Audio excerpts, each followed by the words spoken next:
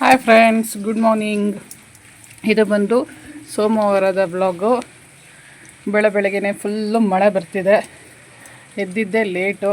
ನನ್ನ ಮಗಳಿವತ್ತು ಟ್ಯೂಷನ್ ಕೂಡ ಹೋಗಿಲ್ಲ ಮಳೆ ಅಂತೇಳಿ. ಇನ್ನು ಎಲ್ಲಕ್ಕಿಂತ ಫಸ್ಟು ಒಲೆ ಉರಿ ಮಾಡಬೇಕು, ಯಾಕಂದರೆ ಸೋಲಾರ್ ನೀರಂತೂ ಫುಲ್ಲು ತಣ್ಣಗಾಗಿರುತ್ತೆ, ಯಾರಿಗೂ ಸಾಲೋದಿಲ್ಲ ಅಂಥೇಳಿ. ಇಂಥ ಟೈಮಲ್ಲಿ ಯೂಸ್ ಆಗಲಿ ಅಂತೇಳಿ ನಾವೊಂದು ಚಿಕ್ಕದಾಗಿ ಸೌದೆ ರೂಮ್ನ ಮಾಡ್ಕೊಂಡಿದ್ದೀವಿ. ಸೊ ಇಲ್ಲಿ ವರ್ಷ ಪೂರ್ತಿ ಏನಿರುತ್ತೆ, ಕಾಯಿಮಂಟೆ ಕಂಠಗಳು, ಸೊ ಕೆಲವೊಂದು ರಿಪಿಟ್ಸ್ ಪಟ್ಟಿಗಳು, ಸೊ ಇಂಥದನ್ನೆಲ್ಲನೂ ಪೂರ್ತಿ ಶೇಖರಣೆ ಮಾಡಿರ್ತೀವಿ. ಸೊ ಈ ಟೈಮಲ್ಲಿ ಒಲೆ ಉರಿ ಮಾಡೋದಕ್ಕೆ ಯೂಸ್ ಆಗುತ್ತೆ ಅಂತೇಳಿ ಫಸ್ಟು ಒಲೆನ ಉರಿ ಮಾಡಿ, ಅದಾದಮೇಲೆ ಒಂದು ಬಿಸಿ ಬಿಸಿ ಕಾಫಿ ಕುಡಿತೀನಿ.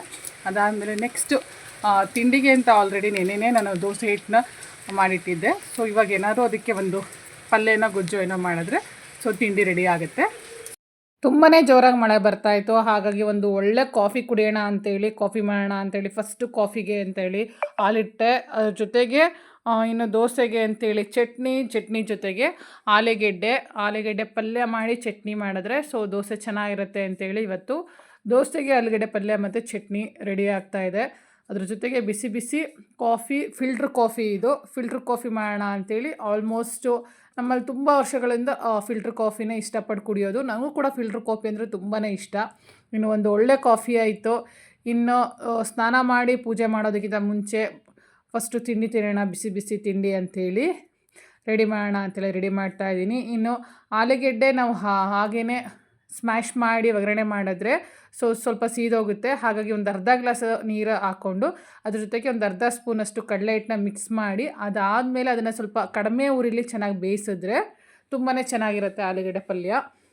ಮತ್ತು ಅದು ಬಿಸಿ ಮಾಡಿದಾಗ ಏನೂ ಸೀದೋಗಲ್ಲ. ಹಾಗಾಗಿ ಸೊ ಇನ್ನು ದೋಸೆ ಚೆನ್ನಾಗಿ ತವಕ್ಕಾದ್ಮೇಲೆ ಒಂದು 4-5 ಹನಿ ನೀರನ್ನ ನಾವು ಹಾಕಬೇಕು, ಆವಾಗ ತವ ಚೆನ್ನಾಗಿರುತ್ತೆ, ದೋಸೆ ಕೂಡ ಚೆನ್ನಾಗಿ ಬರುತ್ತೆ. ಇನ್ನು ದೋಸೆ ಬಿಸಿ ಬಿಸಿ ಬೆಣ್ಣೆ ದೋಸೆ. ಸೊ ಇತ್ತೀಚೆಗಂತೂ ನನ್ನ ಮಗಳಿಗೆ ಎಣ್ಣೆ ದೋಸೆ ತಿನ್ನೋದಕ್ಕಿಂತ ಬೆಣ್ಣೆ ದೋಸೆ ತುಂಬಾ ಇಷ್ಟ. ಹಾಗಾಗಿ ಅವಳಿಗೆ ಅಂತೇಳಿ ನಾನು ಅಮೂಲ್ ಬೆಣ್ಣೆನ ತಂದಿಟ್ಕೊಂಡಿರ್ತೀನಿ. ಸೊ ಬಿಸಿ ಬಿಸಿ ಬೆಣ್ಣೆ ದೋಸೆಗೆ ಆಲೂಗಡ್ಡೆ ಪಲ್ಯ ಚಟ್ನಿ, ಒಳ್ಳೆ ತಿಂಡಿ. ಜೋರಾಗಿ ಮಳೆ ಬರ್ತಾಯಿದೆ, ಸೊ ಈ ಥರ ಬಿಸಿ ಬಿಸಿ ತಿಂಡಿ ತಿಂದ್ರಂತೂ ಇನ್ನೂ ಖುಷಿ. ಇನ್ನು ಎಲ್ಲೂ ಹೋಗೋಂಗಿಲ್ಲ ಅಂತ ಗೊತ್ತಾಯಿತು, ಸ್ಕೂಲು ರಜಾ ಅಂತೇಳಿ ಮೆಸೇಜ್ ಬಂತು. ಸೊ ಹಾಗಾಗಿ ಇನ್ನೇನು ಮಾಡೋದು ಅಂತೇಳಿ ಮನೆಯಲ್ಲೇ ಪೂರ್ತಿ ಪೂಜೆ ಮಾಡಿ ಮನೆಯಲ್ಲೇ ಇದ್ದೆ. ಇನ್ನು ಮಧ್ಯಾಹ್ನಕ್ಕೆ ಬಿಸಿ ಬಿಸಿ ಬಾಳೆಕಾಯಿ ಸಾರು, ಬೇಳೆ ಸಾರು, ಚಿಪ್ಸು ನಂಚ್ಕೊಳ್ಳೋದಕ್ಕೆ. ಇನ್ನು ಈವ್ನಿಂಗು ನಮ್ಮ ಮನೆಯವ್ರ ಮನೆಗೆ ಬೇಗ ಬರಬೇಕಾದ್ರೆ ಸೊ ಗೋಬಿ ತಂದಿದ್ರು, ತುಂಬಾ ಚೆನ್ನಾಗಿತ್ತು, ತುಂಬಾ ಇಷ್ಟ ಆಯಿತು, ಚಳಿಗಂತೂ ಚೆನ್ನಾಗಿತ್ತು. ಗಾಯ್ಸ್, ಇವತ್ತಿಗೆ ಮಂಡೇ ಮುಗಿಯಿತು. ಸೊ ಮಂಡೇ ಎಲ್ಲೂ ಹೋಗಲಿಲ್ಲ, ಮನೆಯಲ್ಲೇ ಇದ್ದಿದ್ದಾಯಿತು. ತುಂಬ ಮಳೆ ಇತ್ತು, ಇವಾಗಲೂ ಕೂಡ ಮಳೆ ಬರ್ತಾ ಇದೆ, ಅಂದರೆ ತುಂಬ ಏನು ಜೋರಾಗಿ ಬರ್ತಾ ಇಲ್ಲ, ಸ್ವಲ್ಪ ಹನಿ ಬರ್ತಾ ಇದೆ. ಇವತ್ತಂತೂ ಯಾವ ಬಟ್ಟೆನೂ ಒಣಗಿಲ್ಲ, ಎಲ್ಲ ಪೂರ್ತಿ ಅದನ್ನು ಸೆಟ್ ಮಾಡಿದ್ದೇ ಆಯಿತು. ಹ್ಯಾಂಗರ್ ಇರೋದ್ರಿಂದ ತೊಂದರೆ ಇಲ್ಲ. ಸೊ ಹಾಗಾಗಿ ಎಲ್ಲ ಬಟ್ಟೆನೂ ಹ್ಯಾಂಗರ್ಗೆ ಹಾಕೋಣ ಅಂತ ಮೇಲ್ಗಡೆ ಬಂದೆ. ಇನ್ನು ನಾಳೆ ಕೂಡ ಸ್ಕೂಲ್ ರಜಾ ಅಂತೇಳಿ ಮೆಸೇಜ್ ಬಂದಿದೆ. ಹಾಗಾಗಿ ಎಲ್ಲರೂ ಮಕ್ಕಳು ನಾವೆಲ್ಲ ಫ್ರೆಂಡ್ಸ್ ಎಲ್ಲ ಸೇರಿ ಮಂತ್ರಾಲಯಕ್ಕೆ ಹೊರಡೋಣ ಅಂತೇಳಿ ಪ್ಲ್ಯಾನ್ ಮಾಡ್ಕೋತಾ ಇದ್ದೀವಿ. ಯಾವುದೇ ರೀತಿಯ ರಿಸರ್ವೇಷನ್ ಮಾಡಿಸಿಲ್ಲ.